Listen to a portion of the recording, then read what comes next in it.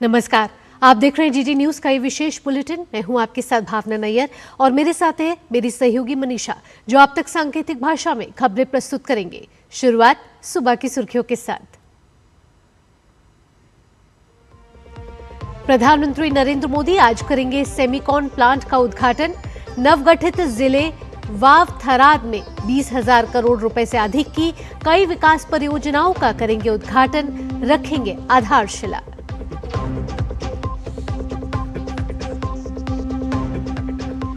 जैन धर्म के प्रवर्तक भगवान महावीर की जयंती के अवसर पर प्रधानमंत्री नरेंद्र मोदी ऐतिहासिक, सांस्कृतिक और आध्यात्मिक विरासत गांधीनगर के कोबा तीर्थ में करेंगे सम्राट संप्रति संग्रहालय का उद्घाटन।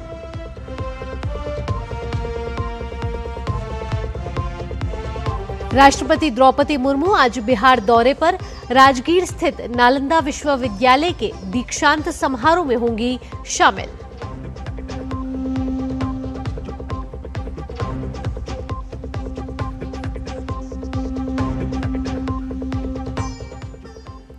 पश्चिम एशिया संघर्ष को समाप्त करने के लिए भारत पाकिस्तान से बेहतर मध्यस्थ, इजराइल के विशेष दूत फ्लेउर हसन का बयान। कहा, भारत के सभी देशों से अच्छे संबंध।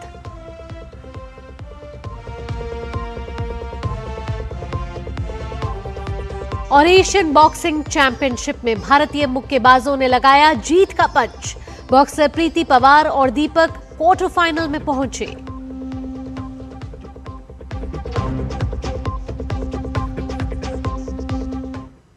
अब खबरें विस्तार से। प्रधानमंत्री नरेंद्र मोदी आज गुजरात के दौरे पर रहेंगे।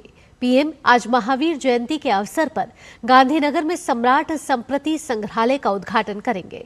संग्रहालय कोबा तीर्थ के महावीर जैन आराधना केंद्र परिसर में स्थापित किया गया है, जहां जैन विरासत और अहिंसा के मूल्यों से जुड़ी दुर्लभ कलाकृतियां, प्राचीन पांडुलिपियां और मूर्तियां को प्रकाशित किया गया है और प्रदर्शित किया गया है।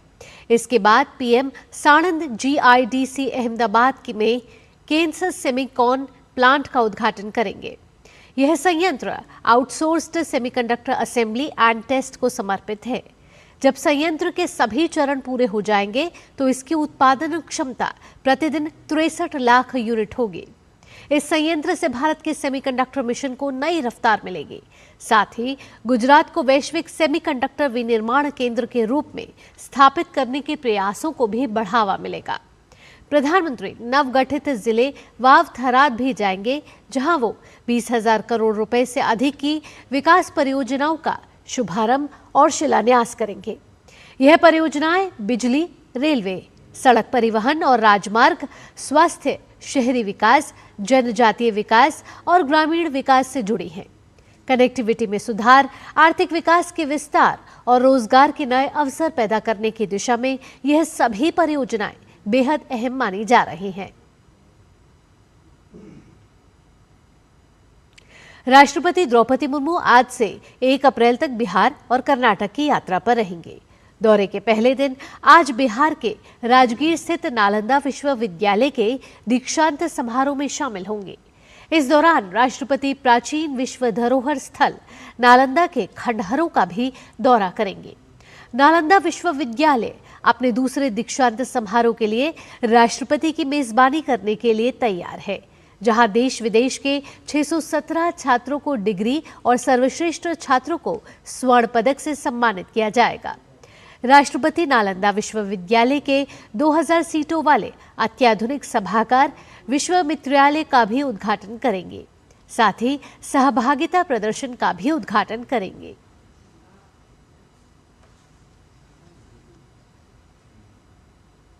आज जैन धर्म के 24वें तीर्थंकर भगवान महावीर की जयंती है।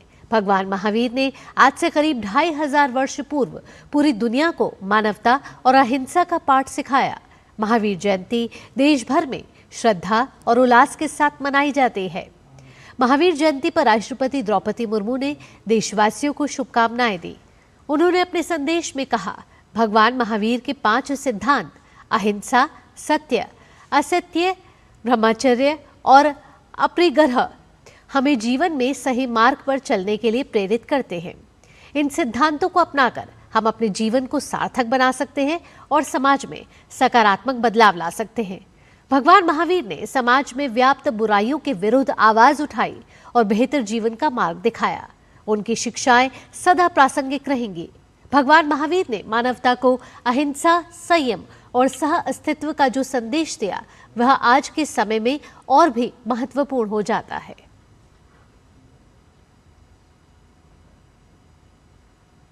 प्रधानमंत्री नरेंद्र मोदी और नीदरलैंड के प्रधानमंत्री रॉब जेटेन ने सोमवार को बात की। इस बात की जानकारी देते हुए पीएम मोदी ने एक्स पर लिखा, आज नीदरलैंड के प्रधानमंत्री रॉब जेटेन से बात करके खुशी हुई। हमने भारत नीदरलैंड संबंधों को और मजबूत करने के तरीकों पर चर्चा की। हमने सेमीकंडक्टर, बड़े जल प्रोजेक्ट, ग्रीन हाइड्रोजन और टैलेंट मोबिलिटी जैसे क्षेत्रों में अपनी साझेदारी की संभावनाओं पर जोर दिया।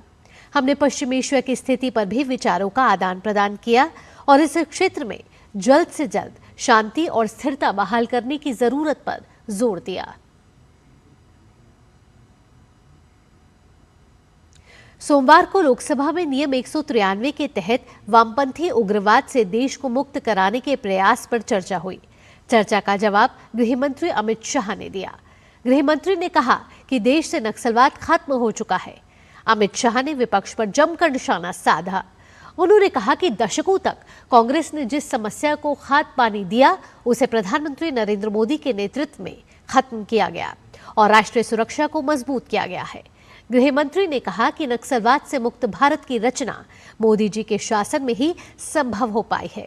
उन्होंने कहा कि विपक्ष की सरकारों ने देश को रेड कॉरिडोर दिया, जबकि नरेंद्र मोदी के नेतृत्व में मौजूदा सरकार ने इसे खत्म कर ग्रोथ कॉरिडोर में बदल दिया है।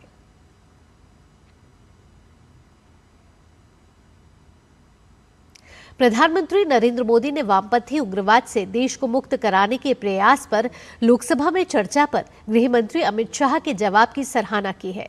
प्रधानमंत्री ने एक्स पर लिखा है, यह गृह मंत्री श्री अमित शाह जी का एक उत्कृष्ट भाषण है जो महत्वपूर्ण तथ्यों, ऐतिहासिक संदर्भों और पिछले एक दशक में हमारी सरकार द्वारा किए गए प्रयासों से परिपूर्ण है। दशकों तक प्रतिगामी माओवादी विचारधारा का कई क्षेत्रों में विकास पर प्रतिकूल प्रभाव पड़ा है। वामपंथी उग्रवाद ने अनगिनत युवाओं के भविष्य को तबाह किया है। पिछले एक दशक में हमारी सरकार ने इस खतरे को जड़ से खत्म करने की दिशा में काम किया है और साथ ही यह भी सुनिश्चित किया है कि विकास के लाभ उन क्षेत्रों तक पहुंचे जो नक्सलवाद से प्रभावित हैं। हम सुशासन को बढ़ावा देने और सभी के लिए शांति और समृद्धि सुनिश्चित करने पर अपना ध्यान केंद्रित रखना जारी रखेंगे।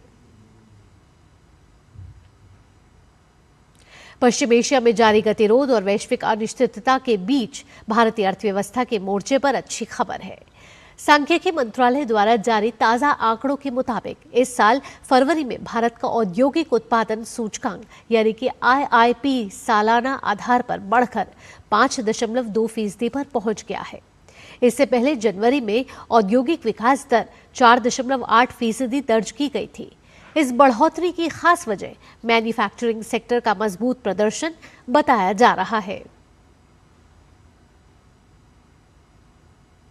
अंतर्राष्ट्रीय खबरों का रुख करेंगे। पश्चिम एशिया में जारी संघर्ष अब दूसरे महीने में पहुंच चुका है और इसी बीच इजरायल के विदेश मंत्रालय की विशेष दूत फ्लेयर हसन नहूम ने बड़ा बयान दिया है। उन्होंने कहा कि ये संघर्ष शुरू से ही एक मल्टी फ्रंट यानी कई मोर्चों वाला क्षेत्रीय युद्ध बन गया था और इजरायल ने इसमें सैन्य रूप से काफी बढ़त हासिल की है। साथ ही पाकिस्तान की संभावित मध्यस्थता पर उन्होंने सवाल उठाते हुए कहा कि पाकिस्तान खुद आतंकवाद की समस्या से जूझ रहा है और वो इस मामले में ज्यादा सफल नहीं होगा। वहीं भारत की भूमिका की सराहना करते हुए उन्होंने कहा कि भारत के सभी देशों के साथ अच्छे संबंध हैं।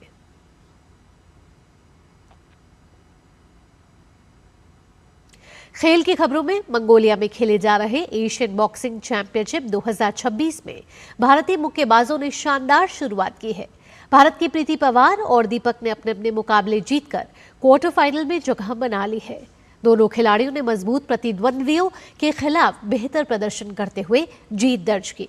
महिला वर्ग के 54 किलोग्राम भार वर्ग में वर्ल्ड बॉक्सिंग कप फाइनल्स की स्वर्ण पदक विजेता प्रीति पवार ने कजाकिस्तान की एलिना बाजारोवा को एक तरफा मुकाबले में 5-0 से हराया।